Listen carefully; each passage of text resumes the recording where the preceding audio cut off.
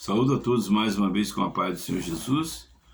Estamos trabalhando numa série, procurando aprender e compartilhar com todos aqueles que quiserem dar ouvidos à voz da palavra de Deus através deste vídeo,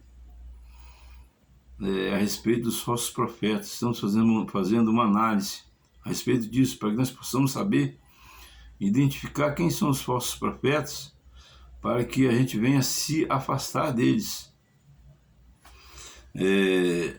Já falei que os 3 pilares da verdadeira pregação ou do verdadeiro profeta os 3 pilares da pregação do Evangelho é salvação,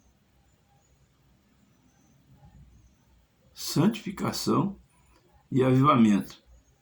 São 3 pilares que o pregador não pode esquecer de pregar nas suas pregações. São 3 coisas que toda igreja que professa o Senhor Jesus Cristo verdadeiramente precisa de pregar. As igrejas que não pregam essas 3 coisas são as tais onde estão os falsos profetas. As pessoas que não pregam essas 3 coisas, infelizmente, estão se fazendo falsos profetas, porque o Evangelho precisa de ser pregado com integralidade. Não adianta nós construirmos uma casa sem telhado. Assim também, não adianta nós servirmos a Deus sem irmos morar no céu. Por quê? Assim como um telhado não pode faltar numa casa, um telhado ou uma laje, alguma cobertura, assim também a vida do crente que não acredita na salvação, o servo de Deus que não acredita na salvação, é uma obra sem terminar. É uma obra interminada, inconclusa. É uma obra feita pela metade. A Bíblia diz que miserável é o homem que acredita em Deus somente para esta vida. Por quê? A principal obra que Jesus Cristo veio fazer na terra é salvar o homem, salvar a humanidade perdida. A ordem máxima de Jesus está escrita no Evangelho de Marcos, capítulo 16, versículo 15. Ide pelo mundo, pregai o Evangelho a toda criatura, e quem crê e for batizado será salvo, quem não crê será condenado. Mas para ser salvo, é preciso de ter santificação. A motivação para a santificação é a salvação. Por quê? Se não existir a pessoa que não acredita em salvação, ela vai levar uma vida à lavante, vai fazer o que sua carne der vontade. Mas aquele que acredita em salvação e sabe que se ele pecar, sua salvação estará comprometida, estará perdida, então segue-se após o desejo de salvação a santificação. E a santificação traz uma outra questão também muito importante, que é o avivamento tão desejado por todos. Todos querem avivamento, todos querem um grande avivamento. Muitas pessoas sendo batizadas com o Espírito Santo, milagres, prodígios e maravilhas acontecendo. Mas muitos não querem pregar o Evangelho com integralidade. Muitos não querem santificar a sua vida. Muitos não querem obedecer o ID de Jesus. Pessoas que, infelizmente, preciso vos falar, porque amo vocês, preciso falar a verdade. Pessoas que são servos de Deus somente dentro de 4 paredes. Saiu de lá de dentro das 4 paredes, a palavra salvação sai da mente dele, e ele se esquece que é servo de Deus. Não, nós somos servos de Deus em todo lugar que nós estivermos. Nós não vamos ficar pregando a palavra de Deus no nosso local de trabalho, mas precisamos de saber se as decisões que nós tomamos no nosso local de trabalho, mesmo sem falar nada com ninguém, estão de acordo com a palavra de Deus.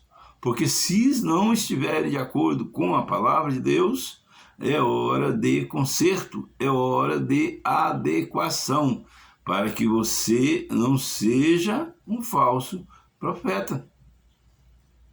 Queridos, amo vocês e preciso vos falar essas verdades. Quem ama, não mente. Quem ama, não engana o seu próximo.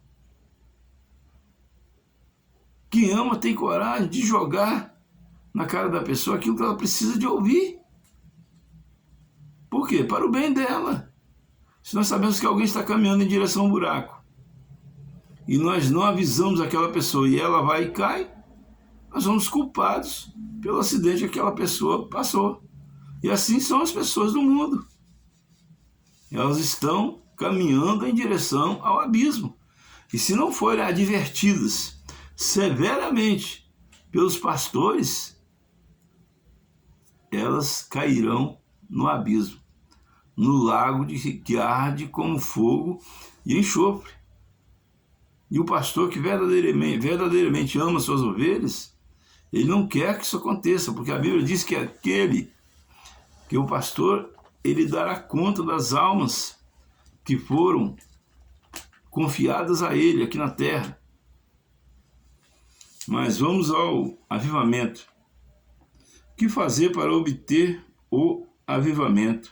Vamos fazer menção da palavra de Deus no livro do profeta Abacuque, capítulo 3, versículo 17. Diz assim: porquanto ainda que a figueira não floresça, nem haja fruto na vide, o produto da oliveira minta, e os campos não produzam mantimento, as ovelhas da malhada sejam arrebatadas, e nos currais não haja vacas. Todavia eu me alegrarei no Senhor, exultarei no Deus da minha salvação.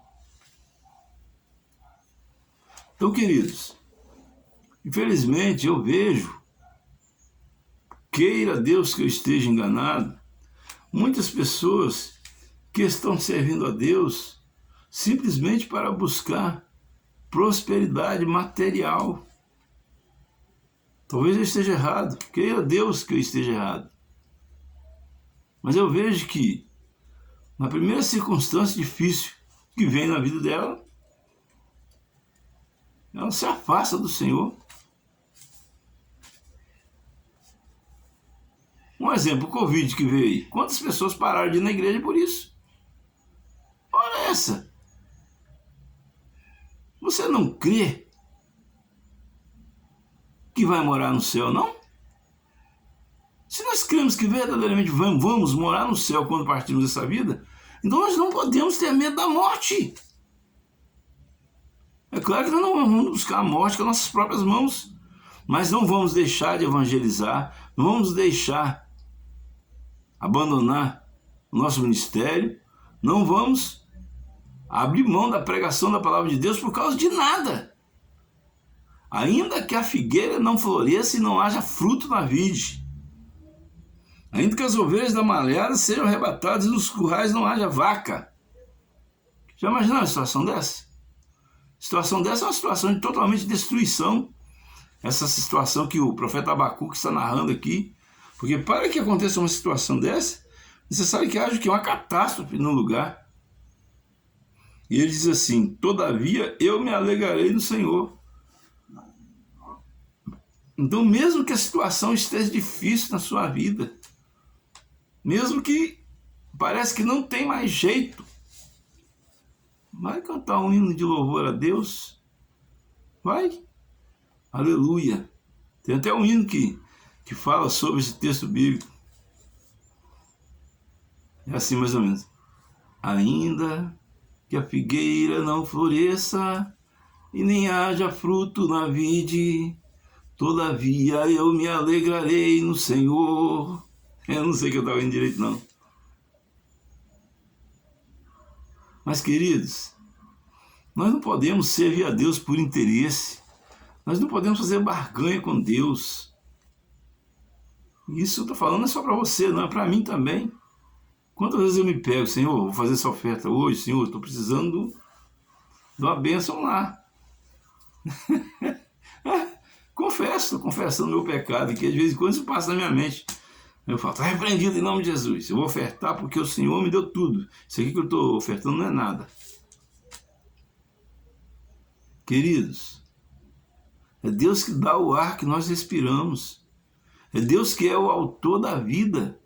É Deus que faz a água que nós bebemos, que produziu a água que nós bebemos. As plantas, o homem cultiva, mas foi Deus que criou. Tudo vem do Senhor e é para a honra e a glória do Senhor. E tem pessoas que fecham a mão e falam mal do dízimo, falam mal das ofertas. Meu Deus!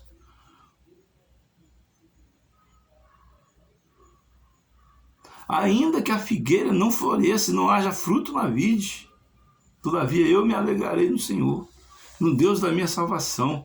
Nós devemos adorar ao Senhor sem interesse nenhum, somente pelo que Ele já deu e não pelo que Ele vai dar. Amém? Que o Senhor Jesus Cristo nos abençoe e nos guarde, e para que haja avivamento é necessário isso. Que o Senhor Jesus Cristo nos abençoe e nos guarde, faça resplandecer sobre nós sua luz, nos dê saúde, nos dê paz, nos dê alegria, nos dê salvação. Então o falso profeta é aquele que não compreende essas três coisas importantíssimas. Amém? E eu agradeço a todos a oportunidade em nome do Senhor Jesus. E que todos possam ser abençoados pelo Senhor Jesus neste momento, todos que ouviram este vídeo.